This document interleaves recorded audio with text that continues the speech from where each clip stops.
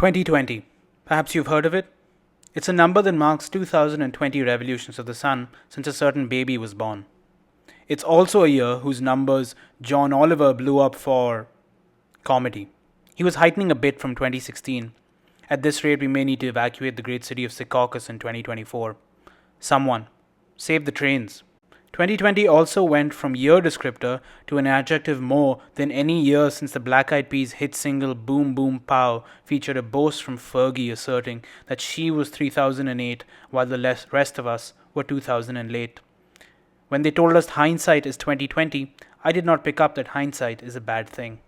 As a man who on an objective scale has very little to complain about, I began a lot of sentences with "I can't complain," before then proceeding to complain extensively. I stopped signing my texts and emails, "Hope you're doing well." It felt like too much to expect from my correspondent. I instead settled on something achievable. "Hope you're doing okay," which was often close to being just hope. That was the least imposing. When the world turned to a reckoning of privilege and race, I discovered that in addition to being a shithead in all the classical ways, I was also a shithead in hitherto unknown ways. Modern variations on the classics. The bride in prejudices to my pride in prejudices. That it took a once-in-a-century phenomenon for me to learn that of myself is sign enough that at least in some small part, I might be the poop emoji. I picked up some hobbies. It says something to the shithead comment that the one that stuck was the least laborious and most environmentally unsound. Turned out I had an internal limit on the number of homemade pickles I was willing to stock in my fridge. That limit was 2. I laughed along the way. I laughed at myself when I came up with this. I cackled at my phone, nearly dropping it when I saw this sketch. I shared humorous ha-has with these people for hundreds of hours over the course of the year, and then consistently lost my mind laughing at this. I recommend Googling Rosalind Taskmaster. I even laughed at this. Actually, that's not true.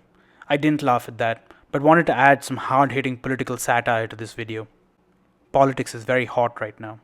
If you're smelling something cozy and wonderful in your house right now, it's because I just roasted politics.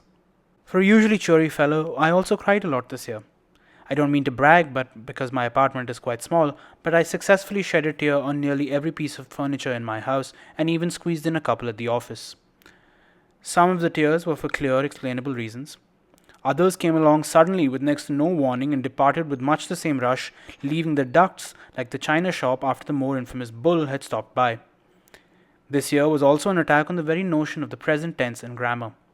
To speak in the present tense was to acknowledge my current self, and that just didn't seem worth it. Past and future, both shining beacons of language as they were, the present not so much a gift as an attack. In the manner of a writer replacing the word give with the word bestow for the purposes of color in the prose, I stole and created numerous ways of referring to our predicament. And as I shunned the present tense, I lost all sense of time. I built a quarter of this Lego set sometime between June and November. I made this parody video at some point when it was warm enough to wear a t-shirt, but before I discovered that mask was no good. I was shocked to learn that the calendar had been changed to have October follow March.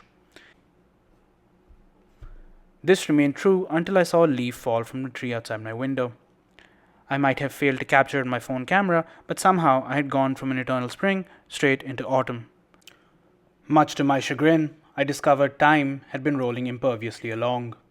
Even as I was standing still, the fourth dimension was still moving. Except, I realized one thing. This was actually a good thing.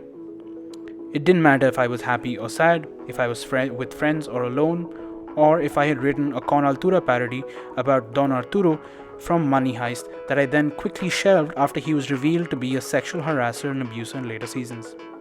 Time was moving. Things were changing. The grief and shock that had turned much of the year to a fog would pass. Eventually, this tree would be barren. Eventually, time would win.